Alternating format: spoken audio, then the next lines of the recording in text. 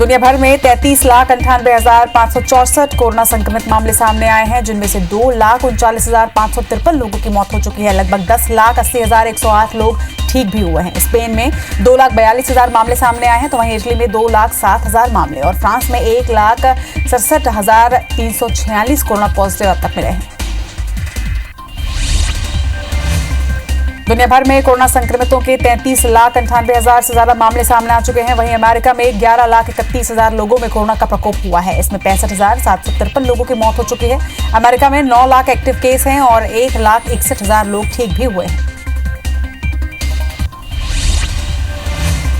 America के राष्ट्रपति Donald Trump ने कोरोना वायरस को लेकर एक बार फिर से WHO पर निशाना साधा है। ट्रंप ने संगठन पर चीन के लिए जनसंपर्क एजेंसी की तरह काम करने का आरोप लगाया है। ट्रंप ने कहा कि मुझे लगता है कि विश्व स्वास्थ्य संगठन को शर्म आनी चाहिए, क्योंकि वो चीन के लिए एक PR एजेंसी की तरह काम कर रहा है।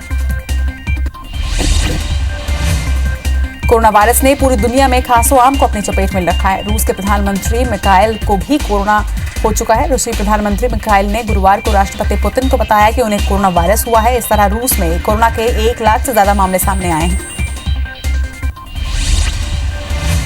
उत्तर कोरिया का तानाशाह किम जोंग उन लगभग 3 सप्ताह के बाद सार्वजनिक कार्यक्रम में नजर आए। 12 अप्रैल के बाद उन्हें अब देखा गया है। पिछले कई दिनों से किम जोंग उन के दिखाई न पड़ने से उनके स्वास्थ्य को लेकर कई अटकलें लगाई जा रही थी। देश भर में लॉकडाउन के दूसरे फेज की समाप्ति 4 मई को थी। इस बीच गृह मंत्रालय ने 14 दिनों के लिए लॉकडाउन को बढ़ा दिया है। अब 17 मई तक देश में लॉकडाउन लागू रहेगा। ग्रीन जोन में 50% बसें चलेंगी। वहीं ऑरेंज और ग्रीन जोन में कैब को भी मंजूरी दे दी गई है। देश भर में कोरोना मरीजों का आंकड़ा 37,257 पर पहुंच गया है। देश में अब तक 1,223 लोगों की मौत भी हो चुकी है। इसके साथ ही 10,000 से ज्यादा लोग कोरोना को मात भी दे चुके हैं। देश में एक्टिव मरीजों की संख्या 26,000 हो चुकी है।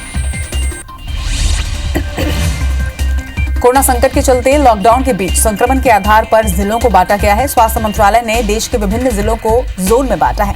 देश में 130 जिलों को रेड जोन में, 284 को ऑरेंज जोन और इसके साथ ही 319 जिलों को ग्रीन जोन में डिवाइड किया गया है।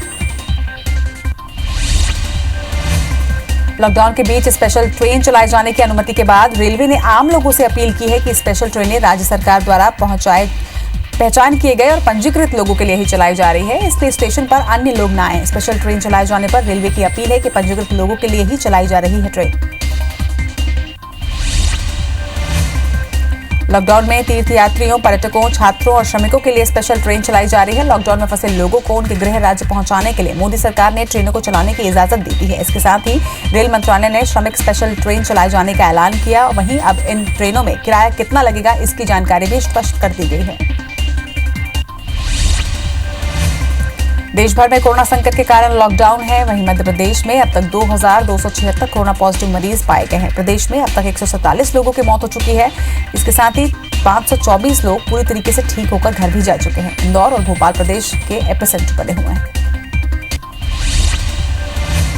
स्वास्थ्य मंत्रालय ने देश के सभी 733 जिलों में से देश के 130 जिलों को रेड जोन में शामिल किया है। हैरानी की बात है कि देश के ज्यादातर बड़े महानगर रेड जोन में हैं। दिल्ली, मुंबई, चेन्नई, कोलकाता, हैदराबाद, बेंगलोर और अहमदाबाद रेड जोन में हैं। रेड जोन वाले इलाकों में देश के करीब 40 करोड़ आबादी रहती है। देश में 319 जिलों को ग्रीन जोन में रखने के लिए तय किया गया है। ग्रीन कैटेगरी में जिलों को रखने के लिए 21 दिन तक कोरोना का एक भी केस जिले में नहीं आना चाहिए। वो ग्रीन जोन की कैटेगरी में शामिल होंगे। अभी तक ये समय सीमा 28 दिन निर्धारित थी।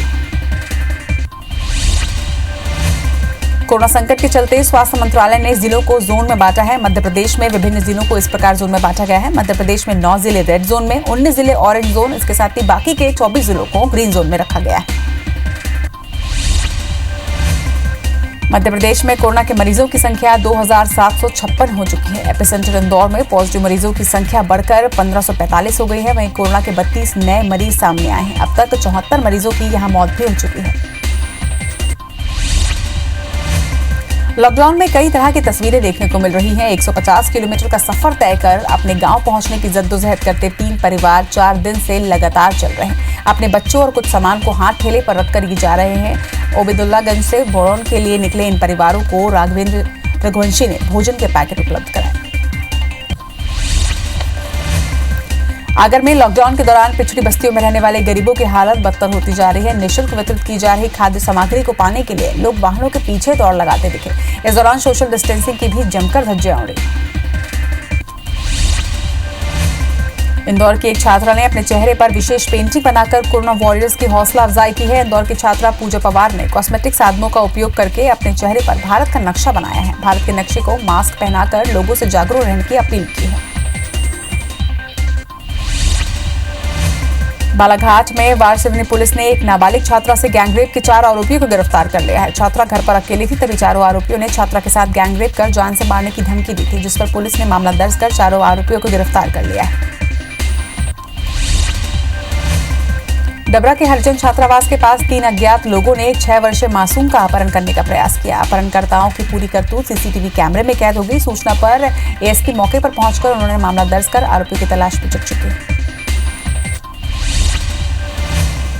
गाडरवाला के नर्मदा नदी ककरा घाट में 2 प्रेमी जोड़ों ने नदी में डूबकर अपनी जीवन लीला समाप्त कर ली। दोनों युगल जोड़ों का शव नर्मदा नदी के ककरा घाट में मिला।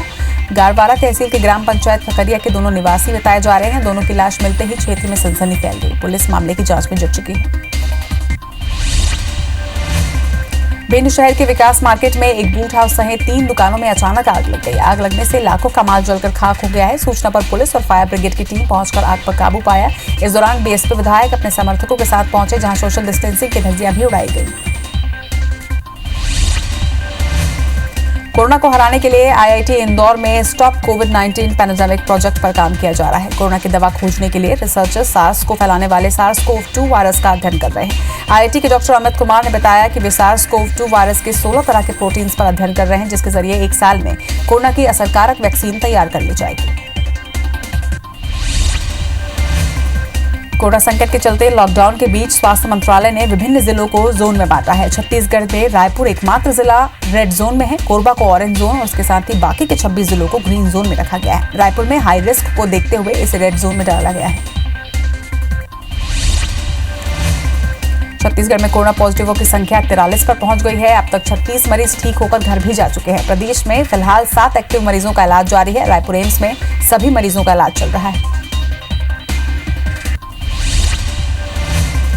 छत्तीसगढ़ ने दूसरे राज्यों में फंसे श्रमिकों, पर्यटकों और तीर्थयात्रियों की वापसी के लिए प्रयास तेज कर दिए हैं। प्रदेश सरकार ने राज्य स्तरीय समन्वय प्रकोष्ठ का गठन किया है। 6 अधिकारियों को राज्यों से समन्वय के लिए नोडल अधिकारी भी बनाया गया है। सभी लोगों की जानकारी श्रम विभाग द्वारा स्थापित राज्य नियंत्रण कक्ष को एकत्र करने के निर्देश दे दिए गए हैं। कोरोना संकट के बीच रायपुर में पीलिया बेकाबू हो गया है। शहर में अब तक 616 से ज्यादा मरीज सामने आ चुके हैं। नगर निगम के अधिकारी भी पीलिया से ग्रसित हैं। शहर में एक महिला की मौत भी हो चुकी है। हर साल गर्मी के मौसम में शहर में पीलिया के मरीज बढ़ने लगते हैं। लोरमी जिले को कंप्लीट सेफ जोन बनाने के लिए कलेक्टर ने 56 घंटे की लॉकडाउन की घोषणा की है। इस दौरान जरूरी सेवाएं, मेडिकल, हॉस्पिटल और पेट्रोल पंप को छोड़कर सभी बाजार और दुकानें पूरी तरह से बंद रहेंगी। हालांकि जिले में कोरोना की कोई भी पॉजिटिव केस नहीं है, लेकिन एहतियात के तौर पर प्रशासन ने यह पहल की। लॉकडाउन के दौरान दुर्ग जिले में अल्टरनेट मार्केट खोले जाने के लिए व्यापारियों ने जिला प्रशासन को सुझाव भेजा है। इस पर कलेक्टर ने जल्द अमल में लाने की बात भी कही है। बहुत जल्द इस पर निगम कमिश्नरों से चर्चा कर योजना तैयार करने की बात भी कही गई है।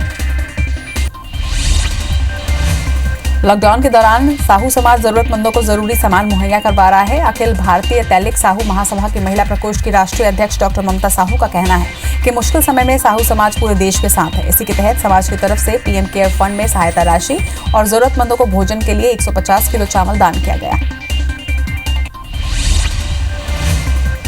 भिलाई नगर निगम में चुनाव होने में अभी 6 महीने बाकी हैं, लेकिन इससे पहले ही पार्षदों को अपने पाले में लाने का काम शुरू हो चुका है। खुर्सीपार क्षेत्र में भाजपा के एक पार्षद और 2 पार्षद पतियों ने कांग्रेस में प्रवेश किया है। विधायक देवेंद्र यादव ने सभी भाजपा नेताओं और पार्षदों को फूल माला और गमछा पहनाकर कांग्रेस में प्रवेश करवाया।